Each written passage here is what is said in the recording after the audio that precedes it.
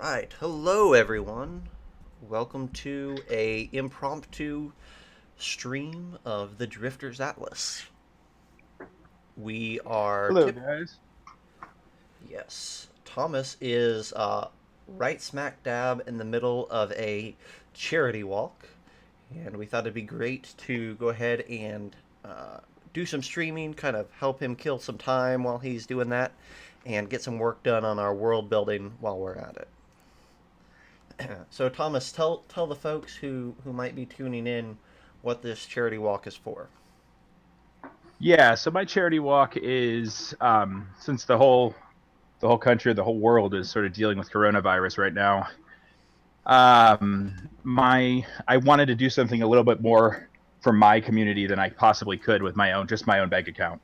Gotcha. So lately, I've been taking care of some of our friends and family members who don't have an income right now, and giving some extra groceries when I go to the store and dropping them off. And I got to a point where, since I'm also laid off at this point, that if I continued to do it, that I was going to be in a place where I didn't feel comfortable. Hmm. So my family is doing okay through this whole thing. I wanted to sort of try to help others as well. And I realized quickly that I wasn't going to be able to do as much as I wanted to do. So what's the better way than fundraise? Right. And I didn't know how exactly to fundraise because everybody's going through this, right? Right. So I can't just ask for money because why don't you just donate to your own local food bank? Mm-hmm. So I was watching ESPN the other day, and an ultra marathoner was on ESPN who had run 100 miles in 24 hours to raise money for coronavirus. And I said to myself, "Hey, let's try to do that." I said I can't do 100 miles, but I think I could probably do 50 if I really push myself. Right. Let it be known that eight miles is the most I've ever run in one time. I So am, yeah, it's a big jump. yeah. I am 6'3", 280 pounds on a good day. So I'm not in the best of shape since I left sports and school and things like that. So this is a little bit of everything. This is partially me trying to get back into shape. It's a good way to kick it off. Part of it's a feat of strength. I'm really big on feats of strength where I push myself like a mental push through the to get something done. And the main Awesome. part of this is raising money. So we have raised um, what is it, $1,100, $1,110 or something out of a $2,000 goal. Sweet. 50% of that will go to food banks here in Akron, Ohio. The other 50% of that will go to the other 50% of that will go to small business restaurants, Hmm. because one of the things we're seeing here is a lot of small businesses are having troubled times. Right. So what we're going to do is, with 50% of that money, we're going to buy food at small business restaurants, and we're going to donate it to frontline workers. So you're kind of getting So double bang for your buck. it's a, yeah. We're giving, let's say right now we're sitting at $550 for the restaurant industry. That means I'm putting $550 into the economy of the restaurant industry here in my local area. I'm also buying basically $550 worth of meals for those that are dealing with a lot right now. Yeah. Yeah. Awesome. So the great part about it is that a bunch of the restaurants that I talked to said that they would basically donate whatever I bought as well. So if I buy $500 worth of food, a lot of them will also donate $500 worth of food. Wow. Okay. So So we're getting double bang for the buck.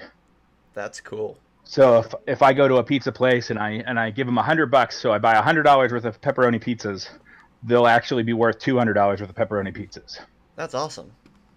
So just trying to make a small difference. Again, we are now 6, 7, 8.5 hours into my run. We are just shy of 22 miles. So right now, while I'm on the call, I'm taking it a little slow. We're gonna take a little slow break here, let my body warm back up after lunch, and hopefully we can make a dent on the world here. Absolutely. Very cool. Okay. So yeah, let's talk about the world. So we started this last Tuesday, and our concept or our design with this world came along really well. I think we started down in the southwest corner, and we started fleshing it out, and then we ended, and we kind of had this idea for 8 pirate kings that are overseen by a dragon down in the southeast. And we also had the idea for a meteor or some sort of impact crater in the south central.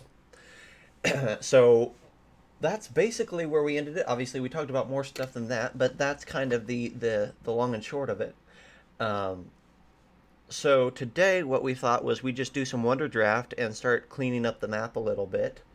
And so I'm going to do that, and Thomas is going to keep going on the treadmill there, and Yeah, I'm gonna do my best. yeah, and we might just talk about one of the things that we'd like to talk about today during the stream is what sort of things we'd like to put together on the Patreon for people who back us on the Patreon. We're going to be putting out PDFs of a whole bunch of things that we design right here on stream and then off stream, and all of these things will be tied to our world in some form or fashion. So, Thomas, what you probably don't know, and I don't know on your phone if you can see it or not, but I did spend a little bit of time this week already on this map. I did see it. It looks really, especially the sort of the scarred land there on the western or eastern side of the Yeah, island or the area we're working on, yeah, and then in the crater area. right. I didn't do the whole crater, but I thought let's go ahead and kind of get a visual for what sort of terrain is actually on that other side. And so we built up a whole bunch of mountain ranges right there, and then I thought, obviously those that impact crater is going to have an effect on the ocean as well in that channel. So it's not going to be as drastic because obviously the ocean floor is much further below.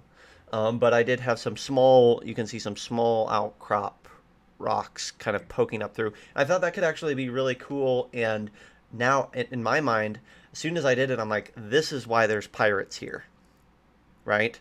Because there's Hmm. plenty of places to hide.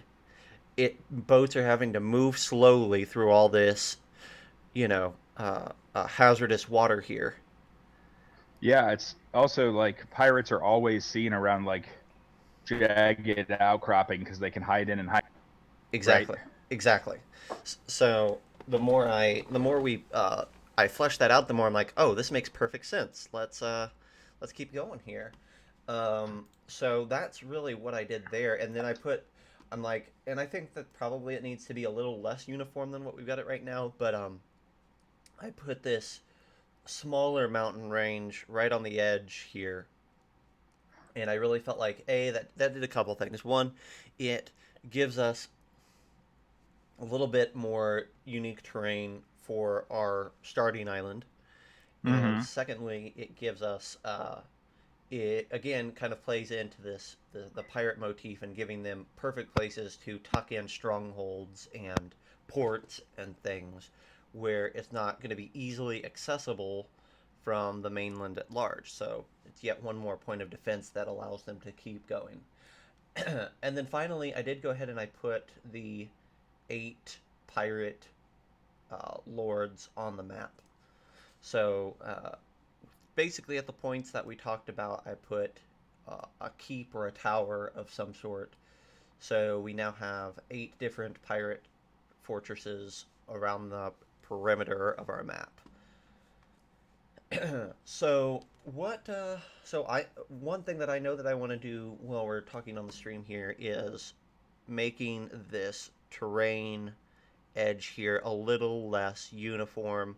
Um, Maybe have some extension because again, it's going to be noticeable, but we're starting to get further away from the crater. So we want to have the mountains be smaller, but we still want them to be more than just a clean line. Um, Other than that, though, I thought let's talk about. I know we haven't really gotten into a lot, Thomas, but what could we do for the PDFs for this month, or what sort of things are you already thinking about? And you're muted, by the way. I was trying to keep down the treadmill noise as much as possible. You're good. How is the treadmill sound? It's fine. No, no It's real. fine. Okay. I of course the things that first come to mind are what we have fleshed out, right? So we have fleshed out that there is some sort of dragon. Right.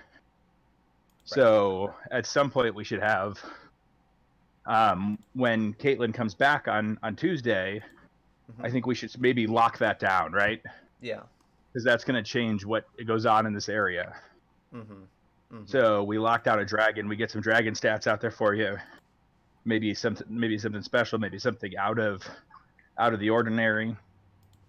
And then the big thing is lore on the pirate kings, lore on this whole kingdom, Mm-hmm. um, some information on the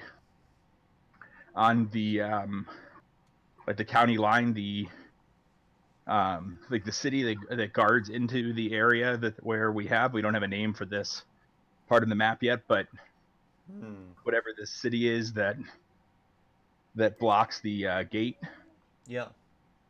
that's gonna be big. How the militaries work Mm-hmm. in the area. The big thing, though, the thing I'm most excited to do is slowly start to flesh out these pirate kings, right? Right. Right. Pirate kings or queens. I mean, we haven't decided who's where, but we both think that the pirate kings are just a huge fun part of this area. Yes. So why are they making up this beholder? Why is the tabard there, or the land, these eyes of the beholder? Why are they these kings? What do they represent? Why are these kings different? Why aren't they one big pirate tribe? Mm-hmm. Mm-hmm. Mm-hmm. And And I and think, go go ahead. ahead. Go ahead. No. Go for it. Oh, I think that if we can get some of those differences between the pirate kings and queens, or the pirate leaders, Yeah. I think you're going to see sort of the cities take shape as well. So Hmm. if you have a pirate king, let's just say I understand they're all relatively close to each other, but let's say you have a pirate king that is used to growing up in the desert or something.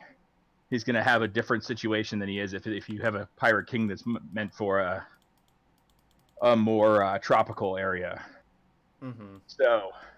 So I'm not saying that that's what we need to do, of course, because they are within a couple hundred miles of each other. Right. I mean, we haven't set a scale either, which is something we want to do. Right.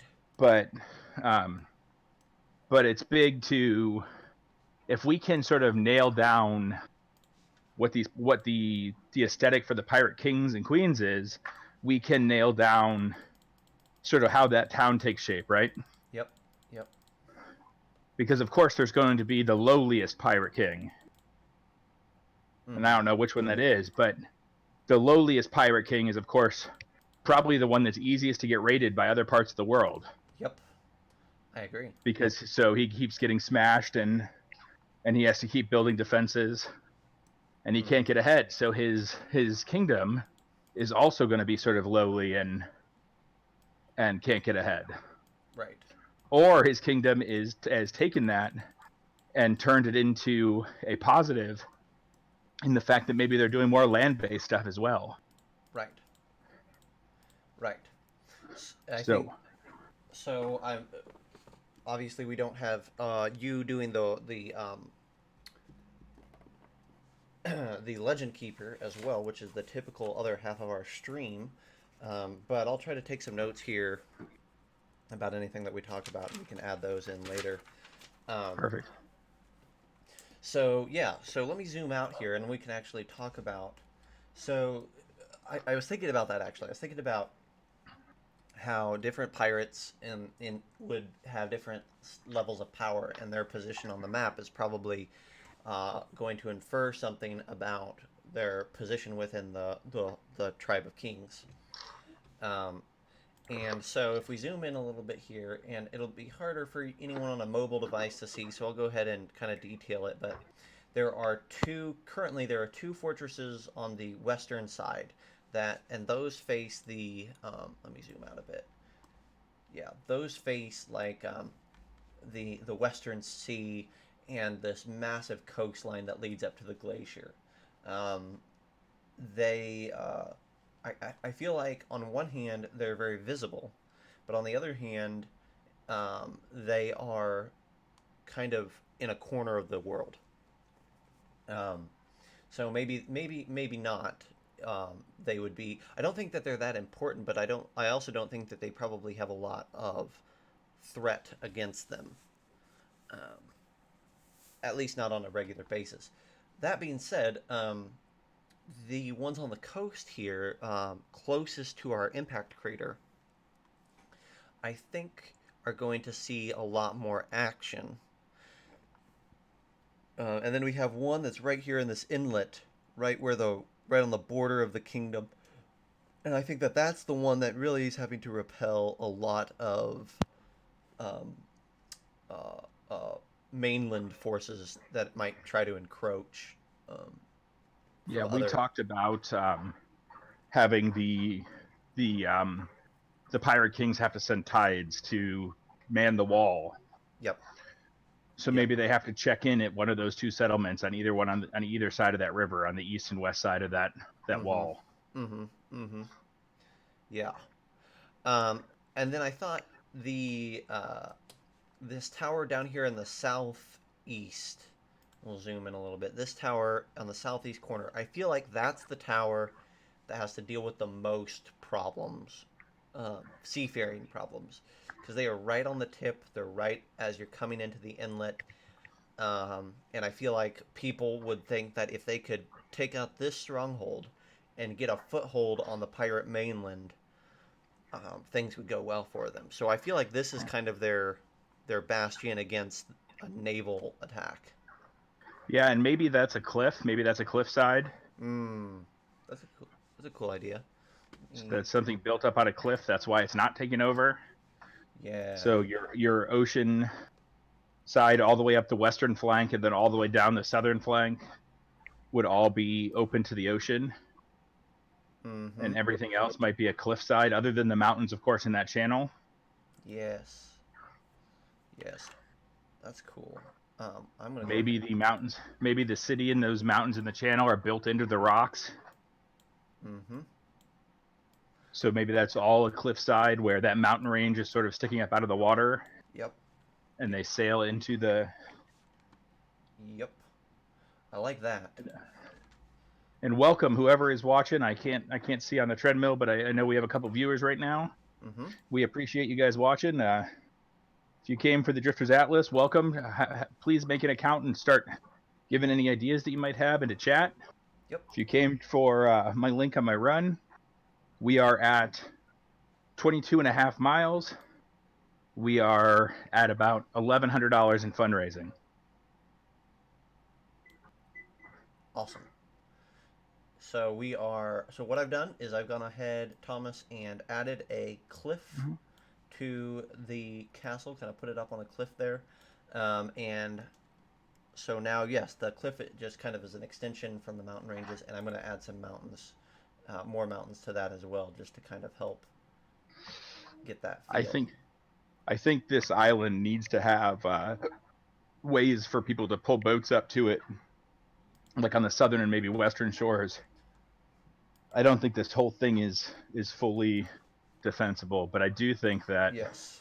Yes. I do think that there are certain pirate kings and queens that are more well off. Mm-hmm. Of course, they're the ones that have more power, just like any civilization. Right. And the ones that have more power are the ones that have better fortification. Right. So maybe the ones on this eastern wall here sail out into that bay, try to take a ship, and come back. Yeah.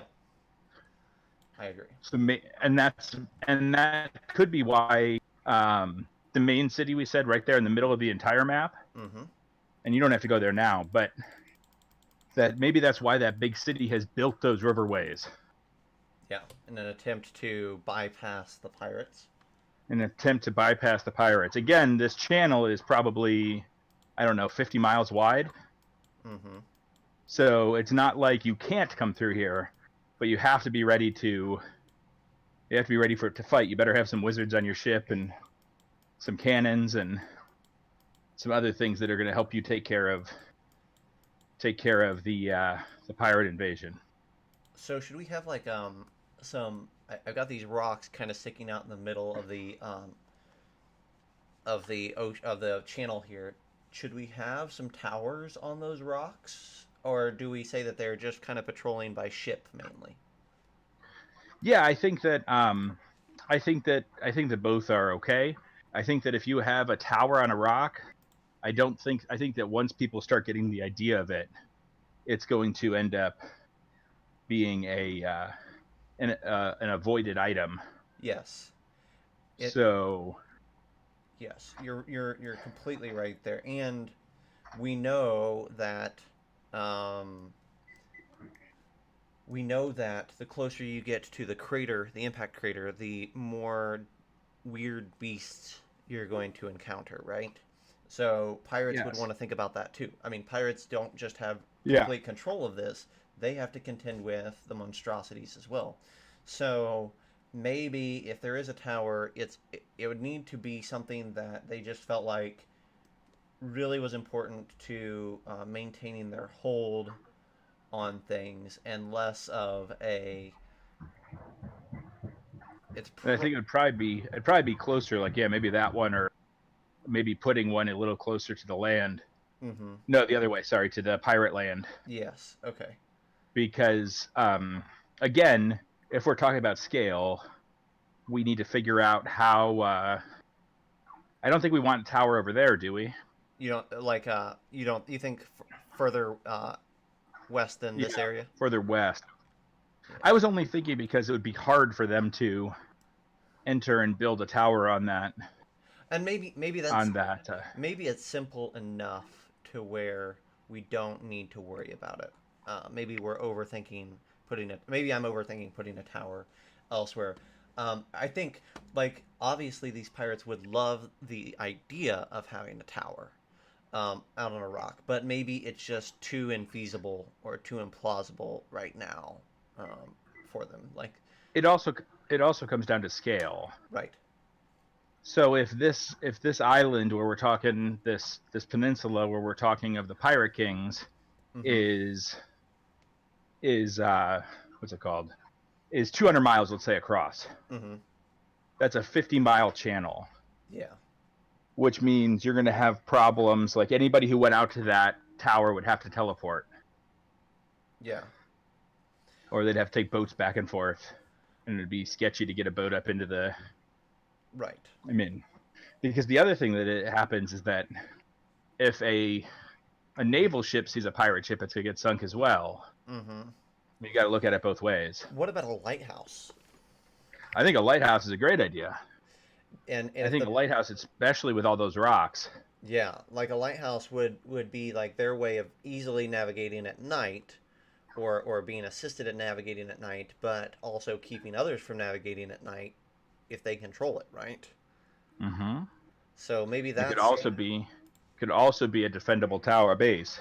yeah, maybe that's So the reason for it is more of a navigation necessity than a um, oh, there's even a lighthouse. I think it says tower, but I think it's a lighthouse. So maybe not. Um, um, yeah. So let's. I think that if you label it as, I think it has to be sold as both a necessity and a a, a bastion to kind of oversee things. If it's both and it functions as both, then I think it works. Um, and if I was going to put a lighthouse anywhere, I think that it has to, like you said, it has to be something that they can easily resupply.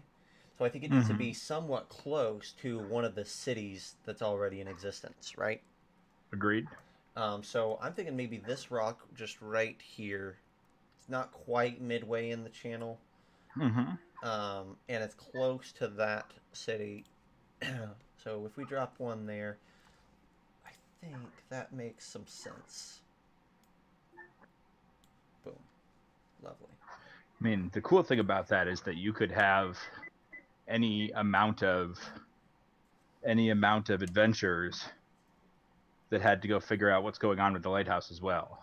Yes, yes, yes. whether it's to remove pirates, whether that if it's you are pirates and you have to go restock. Yep. I mean, Yep. when you have something like that and we give information or we don't give information, we leave it up to people to fill in that information. Mm-hmm. And David. the David. David Barentine actually has a really great adventure on the DMs Guild. I'll give him a little shout out right now. Um, that he was in our chat on Tuesday, and he has a really great adventure that's only a few Mm-hmm. bucks. That's about investigating why a lighthouse isn't functioning. Um, Awesome. Remind me when I get done with this tonight. I'll link that into our Facebook group, cool, awesome, and we'll talk about that way. yeah, it's really great. So okay, let's see. On your guys' recommendation on the podcast, I picked up Griffin Saddlebags that just ended today. Oh yeah, Yep. very cool, very Super cool. excited about that. I was in the middle of my run and my notification from my bank. They're like, "You spent $50," and I said, "What?" And then I'm like, "Oh, it's the Kickstarter." Yeah, How cool is that? that's my life. Pretty much every week is some notification about something that I had forgotten about, but I'm still excited for. Um, Yeah, I have there, to make a spreadsheet after meeting you about what I'm getting, what I've gotten. yeah, there's a really cool one out right now. I say really cool um, because it is put out by a friend of mine. Name is Andy Hand. He is a co-runner of the Limitless Adventures company, Okay. and he kind of does some of his own stuff on the side.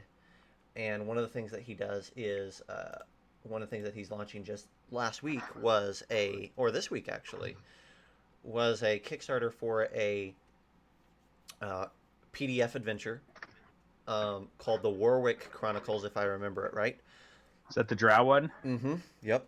Yep. Yeah, I saw that. Yep. And I It's only think a couple bucks too. it's $5. $5 Yeah. gets you the PDF, and it's already all done. So as I understand Ooh. it, pretty quick after the Kickstarter ends, he's just trying to recover his expenses for art and for layout, and he's got some really good art on it that I've seen. So, Yeah, I watched the trailer video hmm and it looked pretty.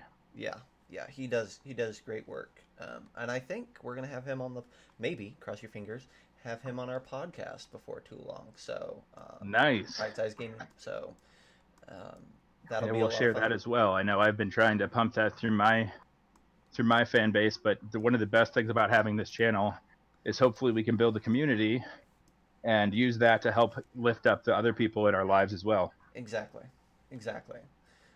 So, say that all to say that yes, there's a lot of Kickstarters going on right now that are great, Hmm. and they can use our support. Um, Especially right now, a lot of Kickstarters are going under or canceling or delaying, and so I'm personally excited every time I see one launching or doing well in spite of our situation, and I wanna support them in any way I can. So Yeah, for sure. It's the same thing. It's the same thing we talked about when we first started talking online. Is that for a couple bucks to help see a friend or a buddy or even somebody else just in the community that we know is working hard right, succeed is worth every penny. exactly. I'm going to just so I have something to keep the screen busy. I'm going to start just kind of throwing mountains around this crater. I won't do any detail work, but That's fine. I mean, it's we could talk about the crater too. yeah. Um, let me I don't see. think there's anything wrong with us moving to different sections, especially because we sort of want to wait for Caitlin to Catherine, yeah, flesh. Yeah, sorry, I keep it's all doing right. that. It's all right. One of my good friends out here is Caitlin, and it just sticks in your head, of course. I hear you. Um, I did it to her on the podcast and on the stream last week. So um, I know I sent you a message. The other thing is what we'll do is that if you want to take notes, but I'll go back and re-listen to these. hmm So I'll sit at the house tomorrow or something like that, and I will work on updating Legend Keeper some with some of these notes. Okay, cool. So it gives me something to do after the kids go to bed. Absolutely. So, So what I'm going to start um, doing then is I'm going to be doing is drawing.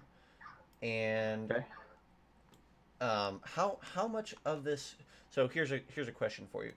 I and maybe we need to do some research on what an impact crater looks like in real life, or not. But see, a lot of the ones that we would see now, I would imagine, are going to be kind of worn down. Does that make sense? Yeah. Are Uh, we saying the black area is the crater? mm-hmm. Or Okay. yeah, That's or fine. it's representative of the crater. Does that make sense? Gotcha. Yep. So, Um, what I was thinking is that someplace in the middle there was some sort of water source. okay, So which a makes sense. small a lake or something. Mm-hmm. Yep, something like that. Maybe not as many mountains in there. So put maybe a lake in the center and then a stream leading up to the lake, just something trickle like, and then a place where you could have a city at the northern end. Okay. Where do you Because want what we, where do you want the stream to to uh, to come from? Where do you want this I little? think probably from that Gulf or whatever it is, that giant lake on the continent. Okay. So Don't you agree? I think so. I think so. We have two options. We have this so I'm going to zoom out just as far as I absolutely can. So there is the massive um, lake, we'll call it, and then we also have this other. We'll call these seas. How about that? We have the Yep. sea right next on the eastern side as well. So I think we could have a river or a stream coming from either one of those.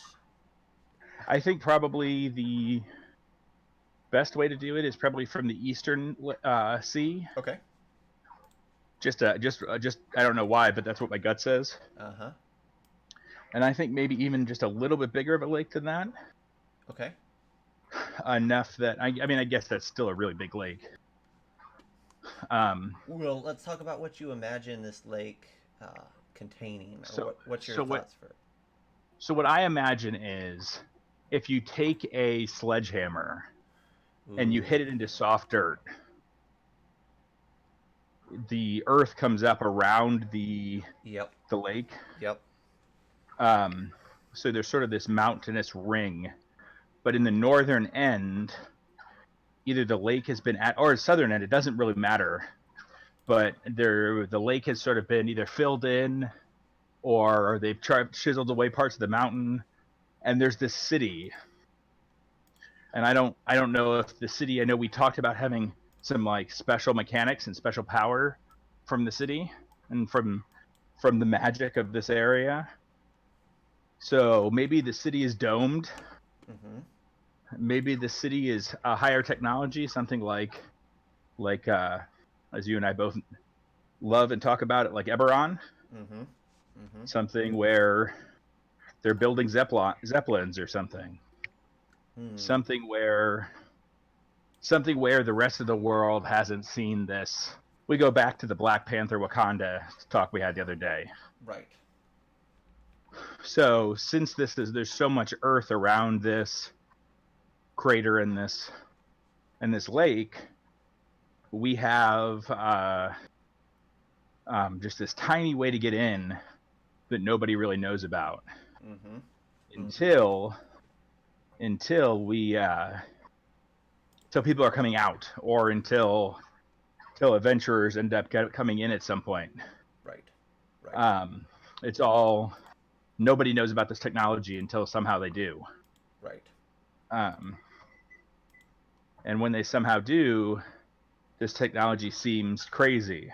Mm-hmm. I mean, Eberron is cool because there's things like Warforge and artificers and Warforged artificers and zeppelins and airships and all the above. Right. And this is a great way then when you're ready to introduce your party to that side of the world, you can sort of introduce them slowly to this technology that you might not have been ready for anyway. So it's a kind of cool thing that if you want to add some some high tech to your campaign, this might be the way to do it. That this was an area where a meteor or something came down, caused this big disturbance, and then all of a sudden, out of necessity, the city has grown. Mm-hmm. Mm-hmm. So I've put this so as you're talking, I've put this Mm-hmm. island in the, or this lake in the center. I've got a Mm-hmm. little stream kind of pulling through the mountains, Mm-hmm. and then I put this island in the middle of the lake. Is that kind of a way that we can get away with a Wakanda scenario, right?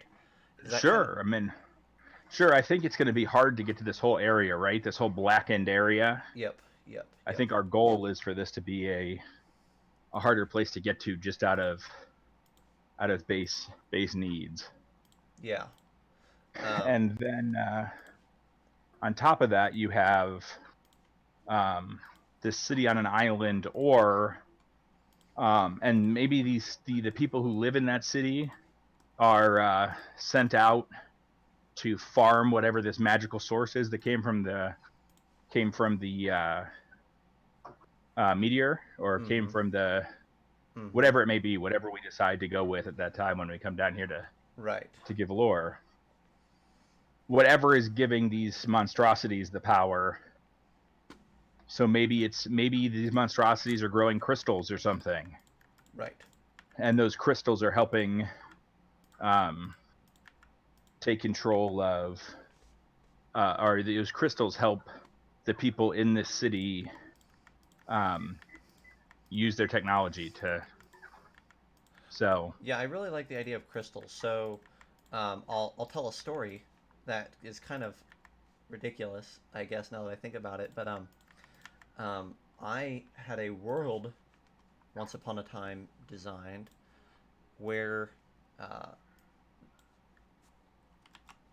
where the whole premise of it was that there was a these massive crystals that had impacted the world, and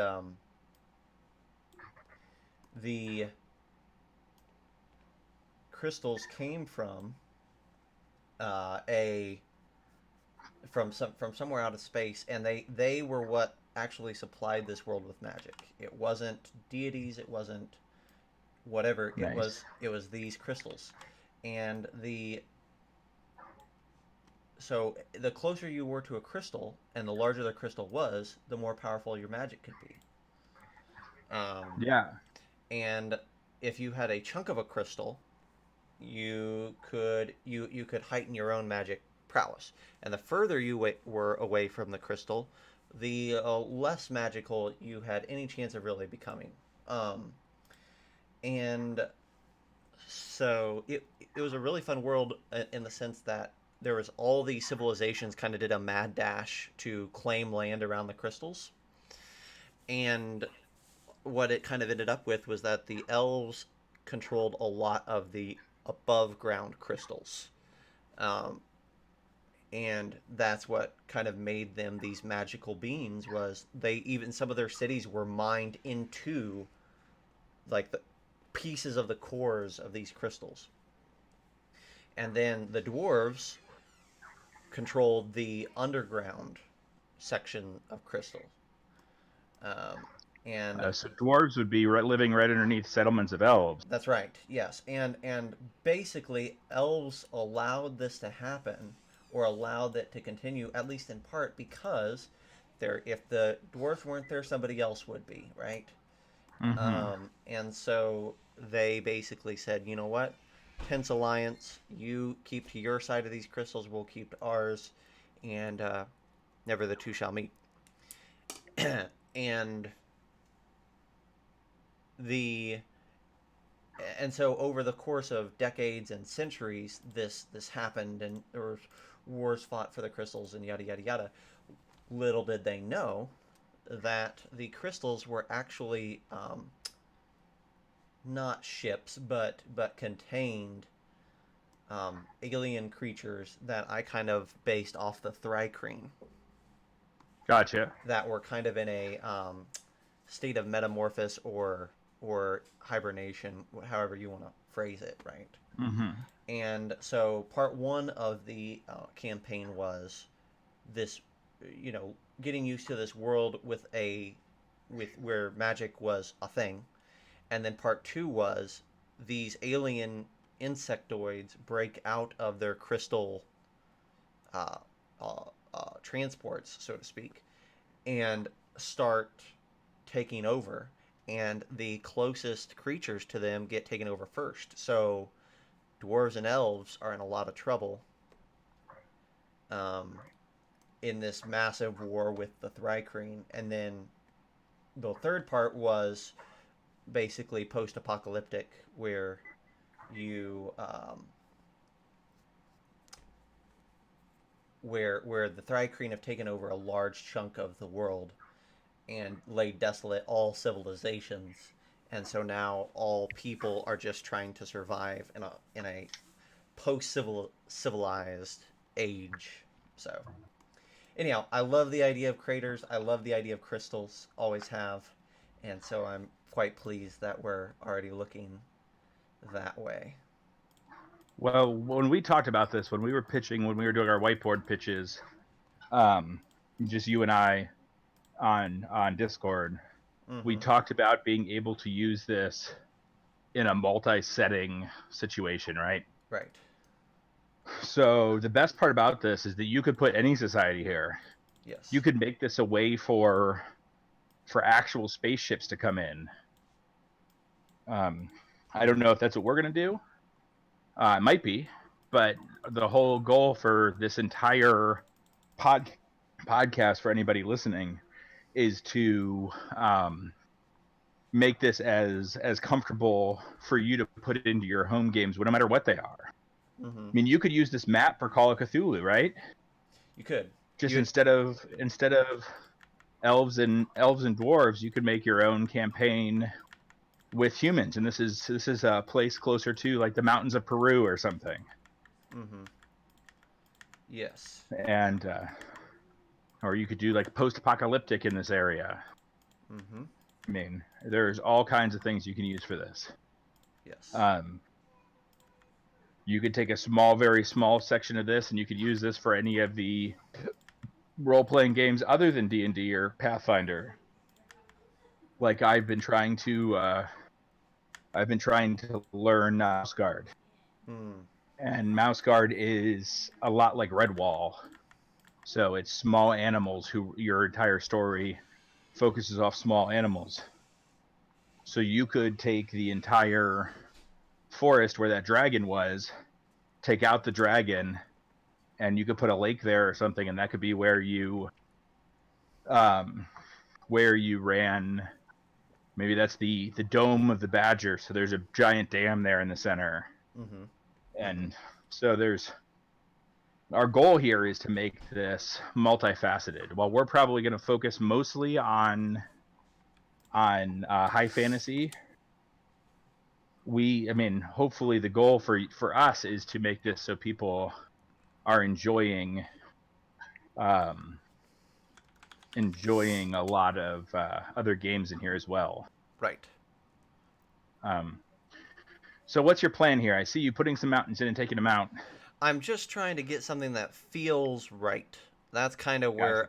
where I'm at. I'm looking at pictures here online, and unfortunately, obviously, a lot of meteor craters that we have in real life are rounded at this point. Yeah. And not that maybe that's how it is just in general. But I think that ours, at least in segments, are more jagged. At least that's how it kind of I imagined it in my mind, is these jagged peaks that are kind of thrusting up towards the sky. Um, I also like it if you didn't want to put the town on the island. uh huh. The way you have the map right now with a cleared space basically to the west, Uh huh. Yes. you could put a map Yep. behind, or you could put a town behind the lake. Right. Behind meaning on the other side of the river, Mm-hmm. where people are probably going to come in from. Mm-hmm. You could put a town on the other side of the river, and you could put mountains up to the lake on either side, and that means they'd have to cross the lake. Yes. Yeah. So now you have somebody who has upgraded technology, and you have the old classic. Um, I need to prove my worth to get into this city now. Right. Hmm. Um, One of the things that we do need to remember for this part of the continent is that this is a giant piece of this map. Yes. So what we want to do is we want to have some sort of story, not just in the one town too. Right. Right. So maybe it's on the northern side there. Maybe we have mountain dwarves. I don't know. So here, Northern. yeah. Go So ahead. here's a pitch for that, right? I think that this is the perfect spot. This is the perfect world to drop in some of these races that don't get a lot of love in the Forgotten Realms setting. So I'm thinking of, I'm going to pull up my D&D Beyond here so we can kind of have a list. But I'm thinking of things like the Gith Yankee, right? Mm-hmm. For the sake of right this moment, I'm just gonna pull up regular playable races and look through those. But you could also have a good discussion about an Illithid colony or something like that, right? Ooh, yeah, Githyanki and Githrazai underneath the world. There's Illithid that have been brought up by these monstrosities. Mm-hmm. Mm-hmm. Yeah. Instead of a meteor, if it's Githyanki, we could do a ship crashed also. Mm-hmm. Mm-hmm. If they're known to fly through the astral sea on these giant ships. Mm-hmm. And then maybe there's, obviously we could make our own creatures. I don't know. We'll have to look and see if Githyanki are SRD material or if they are licensed Open under license. WotC. Yep. Because obviously you could substitute whatever we come up with for Githyanki, but if they're licensed, we want to make sure that um, we're playing fair there. So Yeah, I listen to a sports podcast, and their biggest thing is don't get fired. that's The last right. thing you want to do, they both work for ESPN. The last thing they want to do is on their personal podcast to get fired from ESPN from saying something. Right. And the last thing that we want is to get a cease and desist from anybody saying that's our product, stop using it, especially if we've spent 6 months working on it. Right. Right. Right. Another thing that would be cool is stuff like kobolds, right? Like if you have an area, in my mind, if you have an area that is full of mountains and hard to get to places, I think that's a great spot for all sorts of weird creatures. But um, It's a great spot for a volcano. yes, which we don't have any volcano. Oddly enough, there are no volcanoes in the. But we can kind of make one with clouds, I suppose. Mm. Um, and also, like, that's the thing, though, is this is just one area of the world, and there's going to be other mountains in other places. Mm-hmm. So obviously, it's a huge area, and its effects, like, are going to ripple out, past into touch almost every kingdom, if not every one. Um, Well, it's only a couple hundred miles from anywhere. right, right, yeah. Um, we could go ahead and we could drop a scale on this thing if we want to, real quick. Sure. Scale creator. Here we go. Um, and honestly, what we could do is just use a hex pattern for now. Um, and we could just say a hex is X many miles, and that could be enough of a scale for us. Um,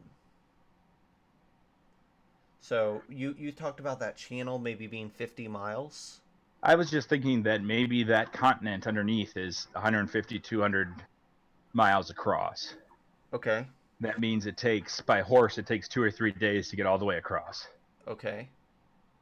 Yeah, let's What do you think about? I don't know what a horse travels in a day in fantasy. yeah, I think like I want to say that they say like 50 miles is what a horse like a horse that's not tied to a cart or anything. And if anybody in Yeah. chat wants to has an answer other than mine, but I think it's like 50 miles. Um, I'll pull it up while we walk.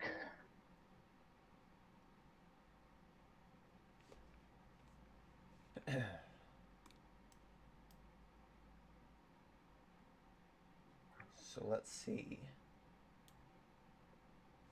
And let's do pointed hexes. Yes, that's what we want.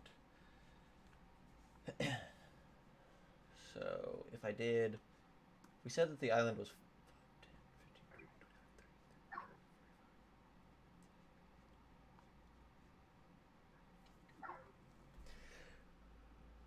how many days travel do you want it to be across the island if you were just riding straight? So he said they say that just on Google quick, they said it's a 30 to 40 mile Okay. a day. So let's say 30 miles. That means it's 3 days per 100 miles. Mm-hmm.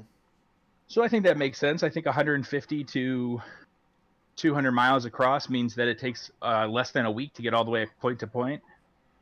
Okay. Yeah. Just on horse, I mean, And that's on flat ground. So obviously in the mountains it's going to take even longer. But for if you sure. yeah, But I cool. think that's good between the pirate kingdoms, right? I feel like I th- that's a good scale. yeah. So I want to make each one of these hexes 25 miles. Since that's like an easy day's ride, right? Yes. So that's not hard riding, but easy riding. One, two, three, four. One, two, three, So, four. And so you let's think go back to the pirate kingdoms quick. Oh, you are. Sorry, I'm still watching the stream. So that's fine. One, two, three, four. One, two, three, four. That's 225 miles. So we want it even bigger. yeah. One, two, three, four. One, two, three, four. That's 200 miles. I mean, I think somewhere between like 175 to 200 miles. I think it's pretty good, right? Yeah, I So that think means so. it's taking 5 days to get across. Mm-hmm. Three, four. 100, 200. Yep, I think so. I think so. I like that a lot, actually. So let's zoom out and let's see what that looks like. It means it's not impossible to travel everywhere by horse, even if you're going up north in the map and all the way across. You're talking about weeks instead of years. Mm-hmm. It probably means also that our climate is not going to vary heavily, right? Yeah, I guess that's true. Um, I mean, you could definitely still have variance, but we're not going to have Yeah, we're talking about 1,000 miles difference between sides rather than 5,000. 5,000. Yeah. Yeah.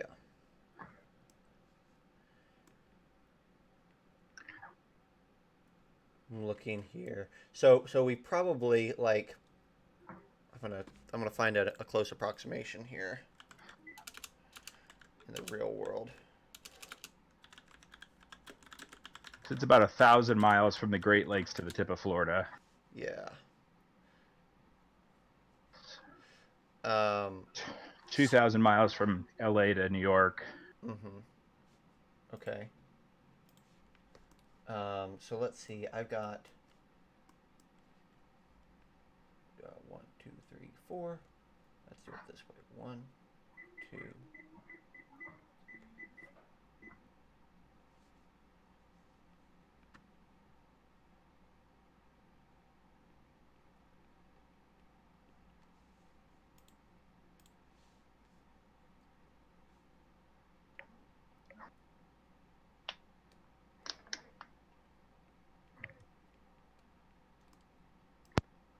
So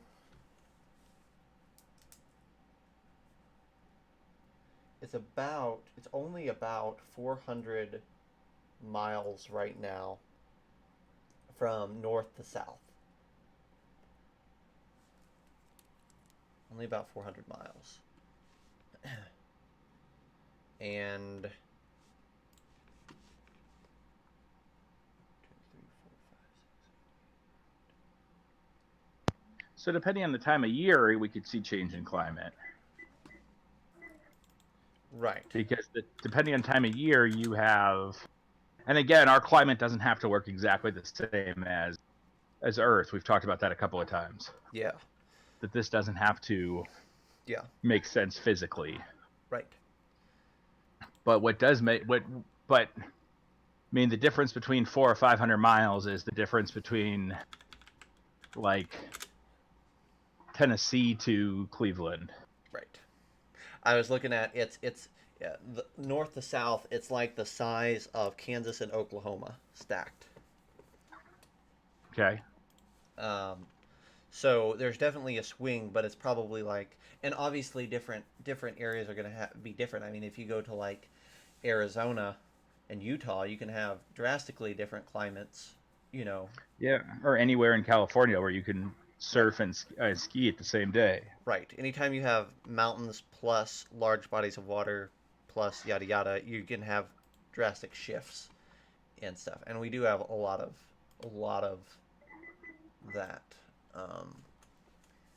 that here. That being said, if it's just flat ground, the climate itself isn't going to change that much. It's going to be something. We're not going to have a glacier field, I guess is what I'm saying. No. You can have cold forest, and you can have temperate, warm forest, but you can't have glaciers and jungle. Yeah, so I mean, what this could be is that we don't have any rainforest, right? Right. So what you could do is you could put that glacier up at the top part of the map, but the Pirate Kingdom gets cold too in the winter. Mm-hmm. I mean, Mm-hmm. maybe we just don't have that desert-like area. Maybe that's later on. Maybe if we decide to build past this map and we keep going south or Right. whatever it may be. Right. Right. Right. Yeah, I like that. So we keep the glacier when so now this kind of feels like maybe I'm thinking like Eastern Europe or Russia or something like that as far as its Yeah, so that whole, if you want to keep the pole in the corner, hmm that whole probably third of the map coming from the corner towards the crater can get pretty cold at times. yes. Yes, I think so. And And then then up in the and 300 miles up into the past that thing, and 100 miles, let's say, past the edge of the world up there in the top left, you hear about these glaciers and things like that. right. Right. Right. Cool. Or we have some sort of magic that's keeping it cold up there, and we don't do that. I mean, Yeah, there's options to get cold. yes, magic can always be the answer for anything. If we want it to be. I mean, we talked about having some sort of water elemental trapped, holding glaciers in place. Right. Yes. Yes. And if we did something like that, we could always have it be this water elemental that has turned into ice or something that's Mm-hmm. holding, which is keeping the area cold. Yeah. So let's dive back down, and we've been streaming here for about an hour now, so that's been great. Um, let's dive back down to this area in our channel here, and these pirate kingdoms. And I think what we could do, obviously, we're not going to have time today, nor on our stream on Tuesday, to design all 8 pirate lords. But what if we designed one or two right now, and kind of work towards these 8 pirate lords being one of our PDFs for the month? Gotcha. So if we designed one or two of these pirates on stream here today, I think that'd be a good place to wrap it, and it'd give us a really good diving off point for next week's or next Tuesday's episode. Yes, we should. I think Catherine wanted to do the top left corner, Yes. right? Isn't that what we wanted to do? Yeah. So maybe we start with that pirate lord. That way we have an idea for that city. Yes. Let's do that. Let's do that. So, because she wants to design the town up there, right? So, let's figure out the pirate lord for that area, and maybe let's do the one just straight south from them, since they Perfect. are gonna have a relation, somewhat. They're some of the closest too. So, So let's. I know this is, I don't think she's gonna be upset if we decide to start a different town, but I know that she thought that that's probably a good place to start and a good place to start the sort of digging in deep on an area. Right. So we know that we want to play around with the theme of a beholder and different different pirate lords can capture that theme a little bit more, a little bit less. Um, but the beholder has 8 tentacle rays, and we want to um, kind of Hold use on those. 1 second, Zach. Yeah, go for it. We have 4 people in the chat. If you guys have a Twitch, to hop into chat and say hi. What we're doing is we're building a world for your fantasy games. This is something that Zach and I work on Tuesday nights at 10 Eastern, 9 o'clock Central time. We normally spend about an hour, hour and a half per evening, sort of designing this world with community-driven backing. And we are in the part now where we're sort of getting ready for our stream Tuesday.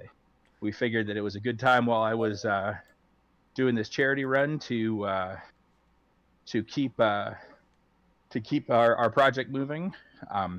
I am just to let anyone know that's coming from my charity run. We are at just over 24 miles.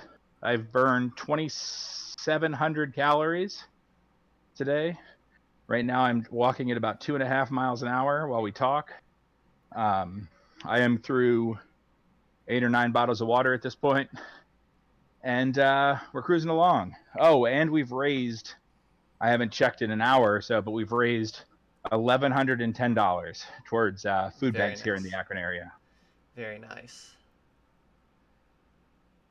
Yeah. So we're getting ready. One of the things that we decided on our last stream was that there's going to be 8 pirate lords that are overseen by a dragon on this area of the world.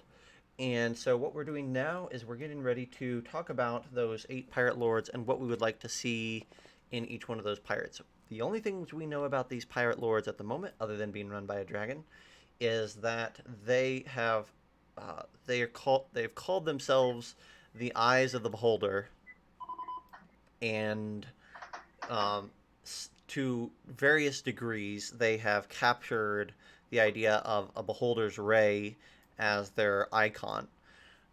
So some of these pirate lords could go gung ho for that, and some of them could care less. But as a whole, they are known as the Beholder's Eyes, or the Eyes of the Beholder, and this is their kingdom. I think the beholder's eyes is a great idea there. The beholder's eyes seems like, I don't know. It seems just one step up from eyes of the beholder even. Yeah. So if you guys have anybody in chat has anything that they would like to see out of these pirate lords, if you have ideas for them, if you have propositions for what they should look like, or how they should act, or what they should be known for, that'd be awesome. David's gonna be so sad that he wasn't here for a part of this world building. Yeah. He's gonna have to watch it on demand and give us a hint. That's right. He We're really is. missing the community-driven part. Yeah. So I'm looking at these rays here, and already I'm kind of thinking about the iconography and the pendants or the banners that these pirates would fly, right? And I'm thinking about just like a ray of light coming down, um, and I'm gonna draw it for your benefit, if I can. Um, I can do it with a path probably. Um, yeah. But you I can think the have. big thing we need to think about is that, like, which rays are the most potent. Mm-hmm. So and then which castle, which pirate lord would be probably the most powerful. So maybe the pirate lord who's the high lord of all of them right now Right. is the one that is considered the disintegration ray or something like that. Right. Right. So, and I'm thinking, like, I don't know what you think, Thomas, but I've drawn a little eye Mm-hmm. with like lines cut off of it, and that's a very bad drawing, but we don't have great Hey, tools. Um, yeah, but that's I'm thinking that sort of like simplified symbol could be something that um, they like to use on some of their emblems and things. So maybe. Yeah, I think you see when they're sending notes back and forth between the kingdoms, they're sending wax seals with the beholder eye on it, right? Exactly. Exactly. Um, When they sail their flags on their ships, like it's a big they have their beholder. flag, and then they have the beholder underneath, Yep. Yep. or something, or the beholder on top, and then their flag, or something. Yep. Or the beholder painted on their sails, and then their Mm-hmm. flag has whatever. Yeah, one way or the other. So there's a charm ray, a paralyzing ray, a fear ray, a slowing ray, a enervation. Oh, you know what? Before we get any further into this, Before you get any further, I think the slowing ray should be one of these places on the west coast or east coast yeah. So because they're slowing people down through the channel. yes, and one of the things that I'm thinking about right now is that beholders are licensed. Ooh, So that they different are. they are for sure. Are they? Are yes, they are. They are. They open in the Wizards of the Coast. You could do this as long as you're making products for our game laws or not. No, they are not part of SRD. They are licensed to WotC exclusively. They've got a copyright on that word. That being Yes, said, um, I know that there is a word that is used instead of beholder. I Uh, Beast. you think it's iBeast? I Beast is one of them Mm-hmm. because that is used for Pathfinder minis. Yeah, and there's something for Reaper has their own now too, right? I could be. All I know is that I run our store here locally, so I know that like the mini box, the blind box minis. I didn't even think about the fact that Beholder, of course, is uh, is copyrighted. Let's see. iBeast is one that somebody uses. I know that. Yeah, I'm seeing. So like a displacer beast is called a shadow cat for the same reasons. Yeah, and they call it iBeasts in Reaper. At least some of the Reaper minis are called iBeasts. Gotcha. Yeah. That could be it too. It might not be Pathfinder. It might be Reaper because we carry a line of like 400 Reaper minis. So Mm-hmm. Mm-hmm. did There's you also did one I ever called. show you the amount of minis in our group? Yes, yes. You sent me a picture. Yeah, yeah. Yeah, I have to show you once we open back up. It is ridiculous. We carry about 300 WizKids minis, and we carry about a line of 400 different Reaper minis, plus the blind boxes and all kinds of used minis and all kinds of stuff. Hmm. Oh, here's one. Oculus. Nice. Um, that's by Magnificent Ego. I, I think that it's too cool to not do that idea of Mm-hmm. a beholder esque creature, Mm-hmm. but I think that we're gonna have to find the word to It's navigate fine. around. Um, Well, what we do is we just ignore the beholder aspect of it for now, mhm. and that's something that you and I can work on. Also, if we just sort of think about like the ideas of the pirate kings, Yeah.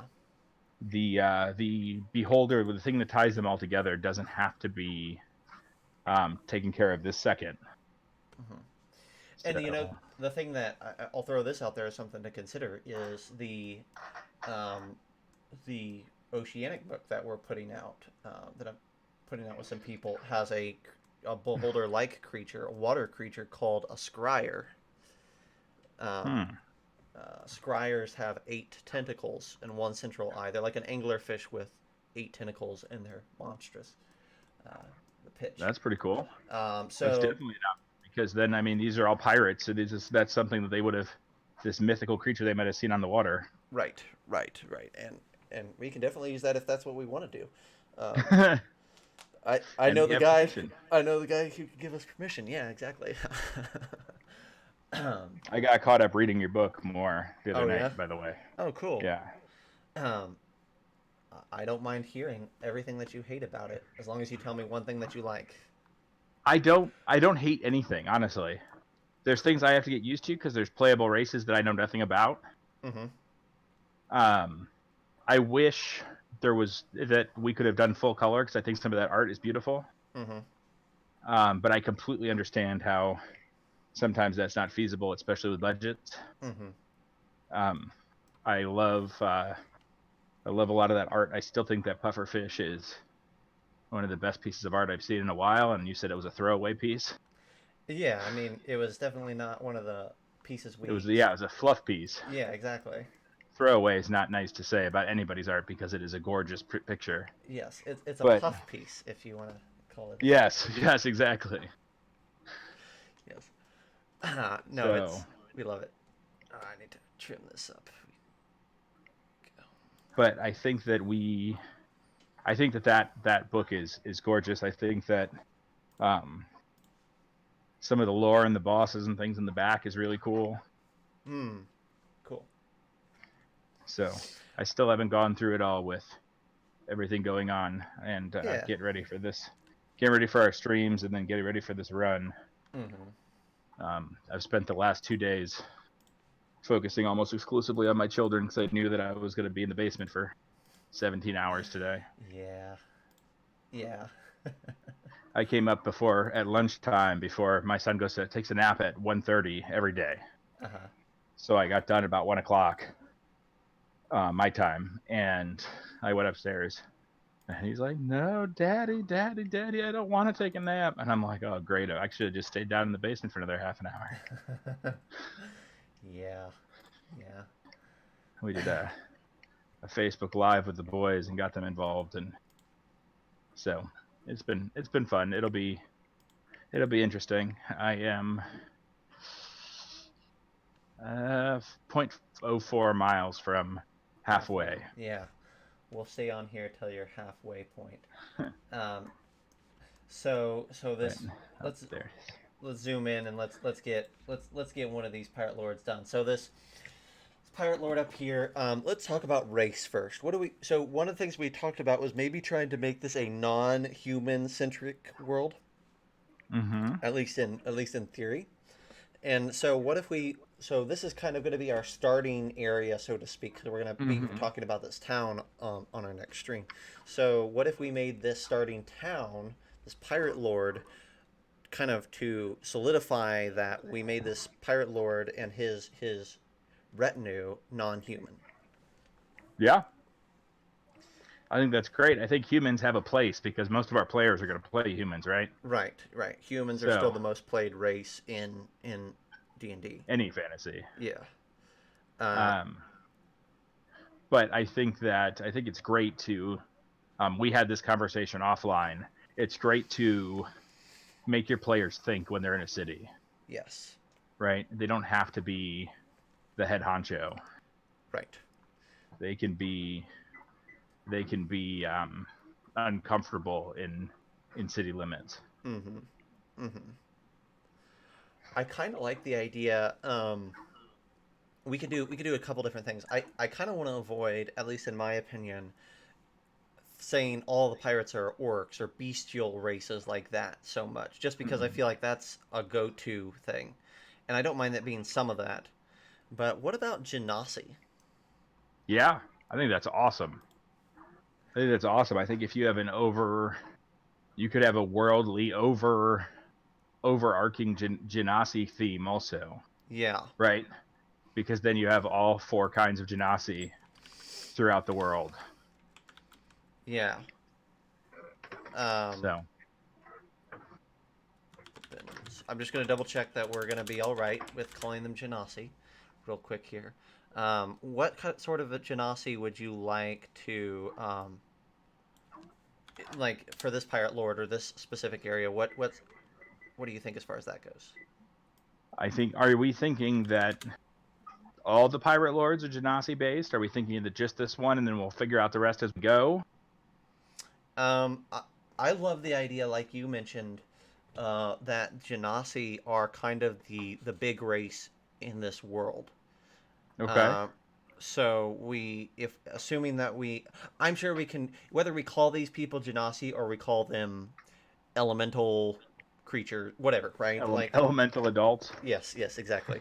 Um, I was just gonna look up Pathfinder and see what they called it, because if they call anything Genasi, then we're good.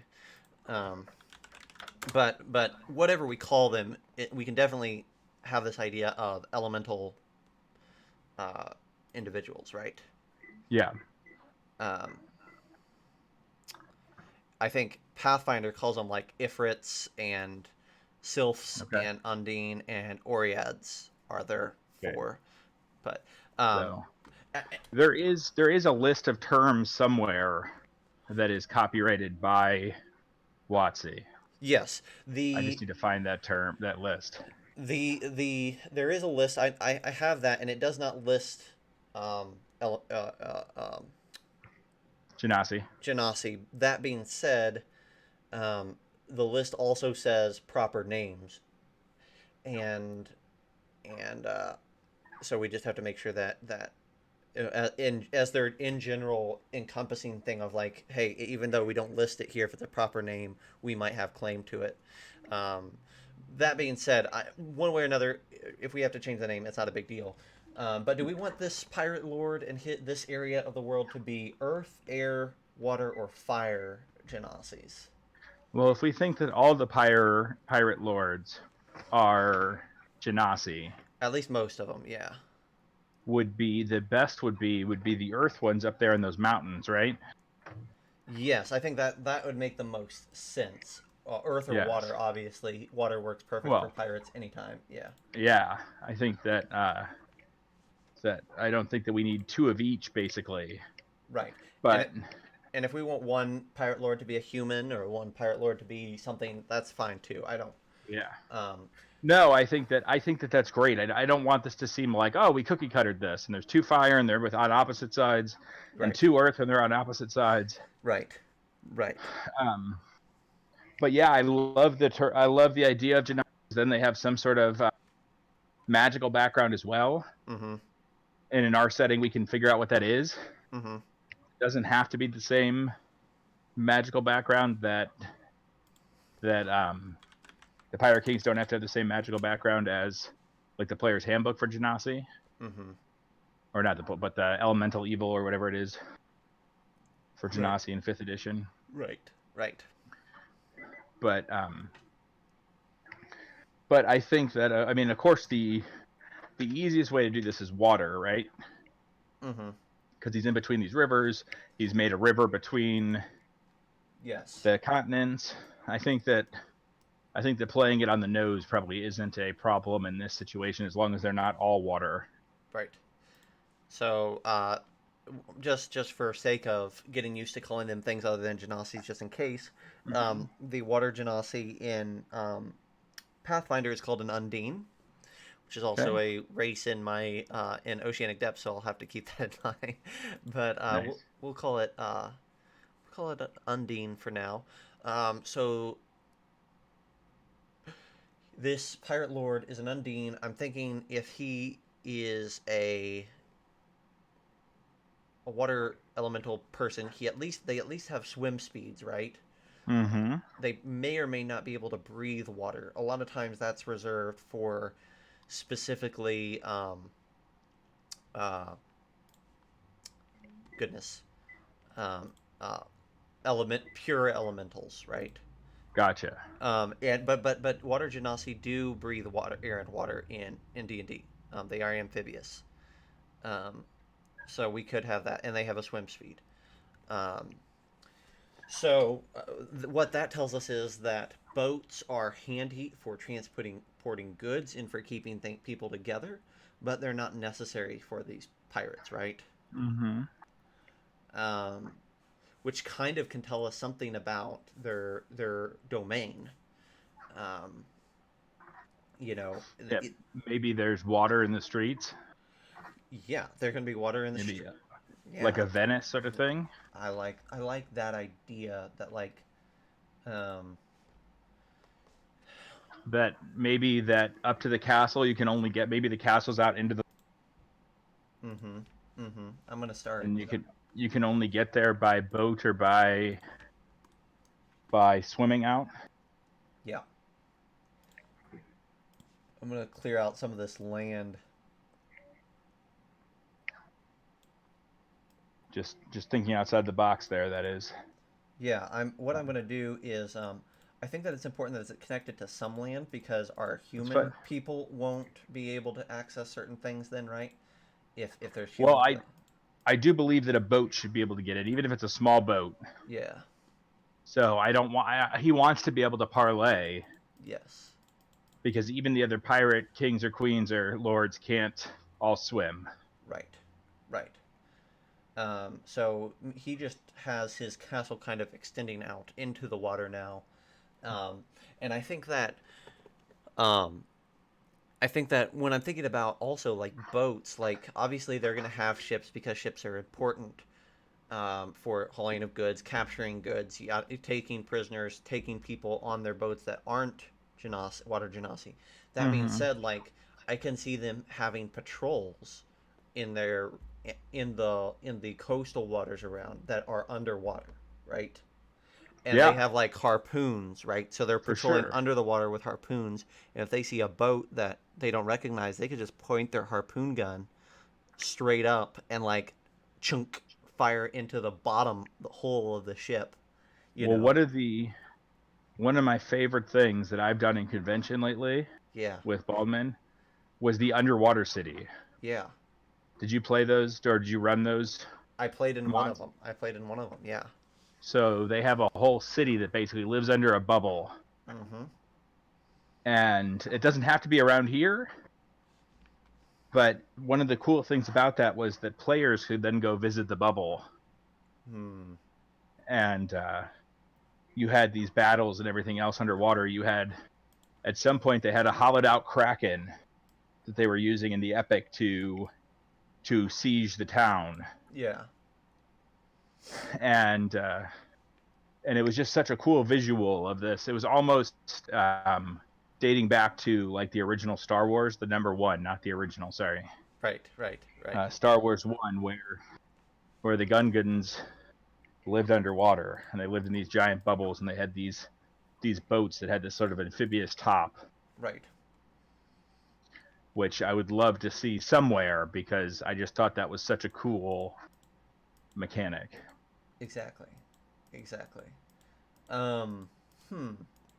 And that's going to be a very magic heavy place, probably, right? Mm-hmm. Like as well. Um. For sure, they have to be able to keep water going. They have to be able um, to have some sort of oxygen if other people want to get down there, or some sort of magical item that they can pass out. Think James Bond and his little Yeah. Exactly. water to oxygen thing. Exactly. So let's see. I'm gonna Google uh, Genasi name generator.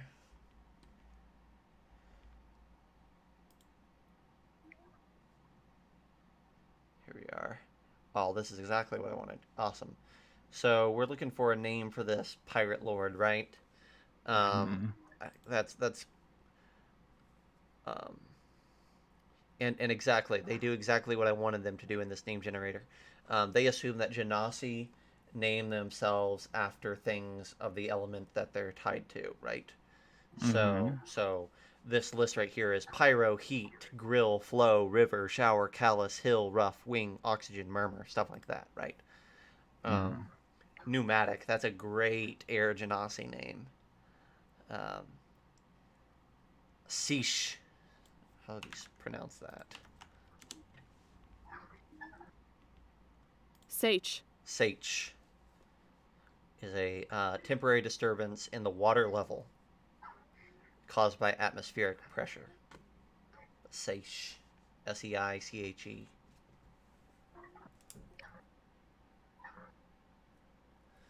what do Yeah, you those are. what do you think? Would you want to do you want to name him Sach or do you want to name him something a little bit less um, on the nose? I think on the nose is great, honestly. I think especially if that's their naming customs. Uh huh. I mean, on every single playable race, like Wizards of the Coast does the whole, these are examples of names. You don't have to use them, but here they are. Right. Right. So I love having this sort of on the nose, the very elven names, very gnome names, or whatever it may be. Yeah. But at the same time, I don't know. Do we want to wait for Catherine to come in to help name this one? Oh, that's not a bad idea. We'll put a pin in this and say maybe we'll come back to it with her, see what she I, thinks about it. so Um, what is the value of this lord? Does this lord have a lot? Is he I think, in my mind, I think the two lords on the western coast here um, are done pirating, or at least let more done pirating, because they're away from the crater. okay? They're tucked in this other thing, and I think that in their minds, they become more legitimate kings or lords if they can kind of carve out an actual kingdom for themselves and make a go of it over here. So what you think is that this pirate lord might be more well off because he's doing trading with the northern continent? Or at least he's trying. Like he's obviously Mm-hmm. still has allies with all the other lords. Yeah. And that's but I think like if we're thinking about this dragon who's trying to make them a unit and trying to make them peaceful, I think that these two lords are probably more on that side of things than any of the others, at least in my mind. They're also the most vulnerable from other attack. Right, right. So if they are pirating, if there's not a reason for you to stop, they'd probably be pretty vulnerable to someone coming south down the coast Mm-hmm. and trying to take over. Mm-hmm. Mm-hmm. Where the stuff on the eastern flank aren't don't seem to be as vulnerable. Well, yeah, they've got natural uh, hazards between them and their enemies, for the most part. Um, so yeah, I could see these guys as being, if you want to call it that, the most friendly of pirates and the least piratey of pirates. No, Um, I agree. um, and that kind of allows us to play in a world that's not gross and brutal right out the beginning, right? Mm-hmm. That's not that far away if you go to some of the other pirate lords, but initially in this starting zone, if you want to play good characters, you're not going to feel completely out of place. Yeah, and this lets you maybe one of the other pirate kings is nothing but Genasi, their Right. kingdom. Right. So, um, so when if you were starting as in the starting zone to the in the main continent we've been focusing, our main village we've been focusing on up there, Mm-hmm. if you start as a dwarf, you're not instantly going to be thrown out Right. because that's not how the city works. This city is trying to become legitimate for whatever reason. Yeah. Yep. Yep. Trying to establish some sort of trade, or at least they're trying to open Conversation. conversation or neutral standings. I think um, they have a dragon in between them and the rougher lords also, so they know that they've kind of got room to breathe and to sort of sort things out. Um, so they get to kind of play in their and own sandbox. and maybe the dragon has made this king well off because he's the one protecting that border. He's one of the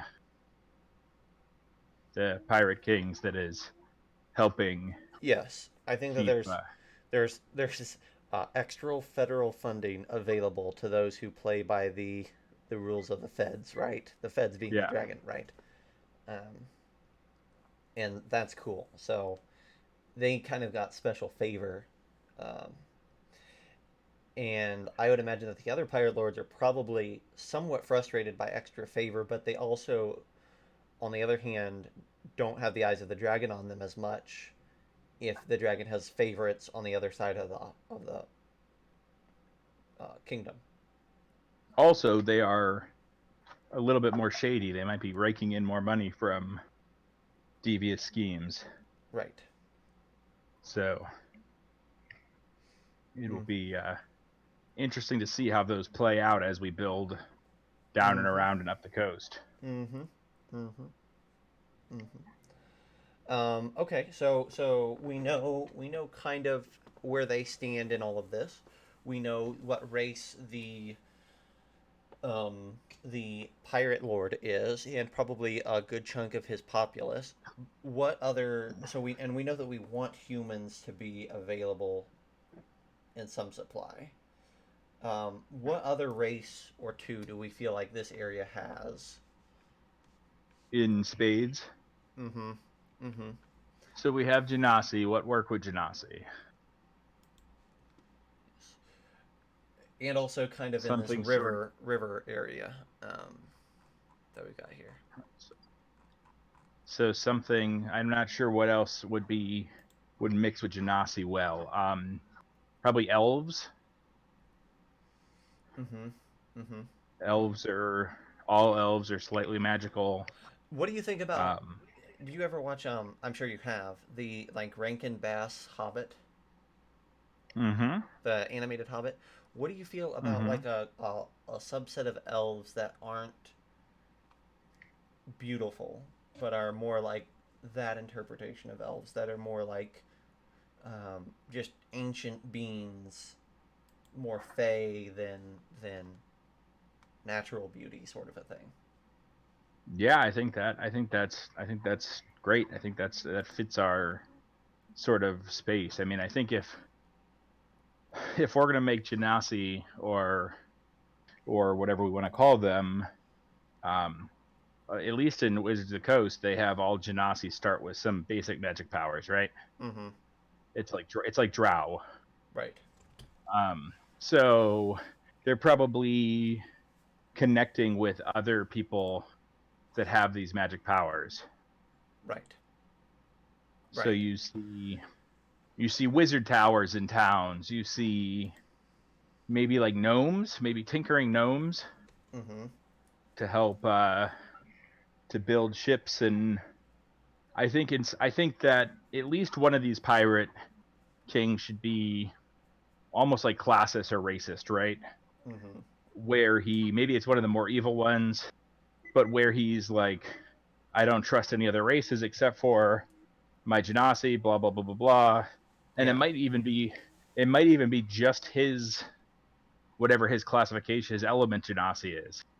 Yeah. So maybe one of the kingdoms is a very small kingdom, and there are fire genasi on those mountains. Fire Genasi or Earth Genasi would be really fun as to have that way, and then they could even have maybe I'm thinking about like oh man, all my American history just went out the window. But there was that group of colonists that tried to make a go on the um, in the original 13 colonies and just couldn't make it happen. Right? They tried to just tough it out, and I'm thinking like, what if a group of Stone Genasi pirates are trying to make a colony or an outpost, so to speak, on the crater mainland? As like, Ooh, what if we take one of them off of the? well, I think maybe they could have a thing, but maybe they're trying to expand and trying to like, plant their flag, claim a chunk of that desolation as theirs. Yeah, But it's like it's a fool's errand, and everyone else believes it's a fool's errand. And you go there, and it's like I'm thinking like one of those like muddy, like worn out mining camps, right? Like it's just not a pleasant place to be in. like Um, every Gungan village in Zelda, yeah, where yeah, um, where you're like, these are just huts. What are you guys doing here? exactly, There's exactly. money to be made across the way. Yeah, and they're like, no, we're here. Like their idea is if they get a foothold in this crater land, that eventually they can take over the entirety of the crater and like claim it as theirs. It's never gonna happen, but they're gonna make it. They're gonna make a run for it. Um, Yeah, I love I love that idea. And I think that it's perfect if like fitting perfectly into that like bullheaded attitude is your idea of we're only it's We're only nothing but stone genasi. right because those are the only That's people it. hardy enough to make this work, sort of a thing, right? Yeah. Yep. Um, Maybe they have one trusty dwarf or something that's helping them carve into the mine or something. yeah. He's a paid advisor, but he's not a part of the Yeah. actual clan. He has He's no not a clansman. and he can't own land or whatever, right? Like they kind of have all these rules that make him reasonable, but you know, They pay him well, but they treat him like crap. yeah, exactly. I like your idea for gnomes on this water genasi. I think that like maybe there's a settlement of gnomes just to the north of this kingdom, and tinkerers Ooh, and all like that. right across the river. Yeah, and so they are kind of the first. Um, they're the first people to kind of start trading back and forth in manpower. Um, and to me, that then you can start playing around with the idea of like primitive submarines, right, and things like that. Yeah, like the claw of Kalashi or whatever it is. Yeah, yeah. I can't remember what it's called. The Um, what are they called during the Civil War era? The turtles. Um, the U-boat. Oh, that's not Civil War. That's World War. yeah, the Confederacy had these like Civil War submarine. Let's see, what was that called? They had like semi-legitimate submarines too, but um, they were called something like turtles, and there was a something called a Hunley as well. Turtle.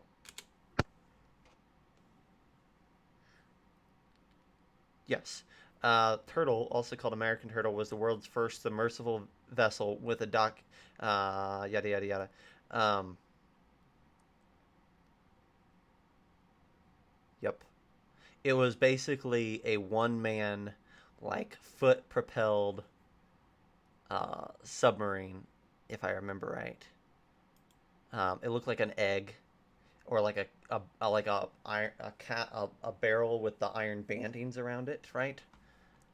Um, Yeah. and they had like a little crank that they spun like turned in front of them, and it was affixed to a propeller. And then they had another one that was pointed, so one vertical and one horizontal, and they just spun these two, and they had a rudder that they could turn, and then they had detachable mines on the back end that they could release. Um, like the whole thing was like 8 foot tall and maybe 4 foot wide. It's like in the DMG. There's that same kind of idea. Okay. Um, I can't remember what it's called. Let me pull it up while I'm walking. Move down the speed of this treadmill so I don't die. Um,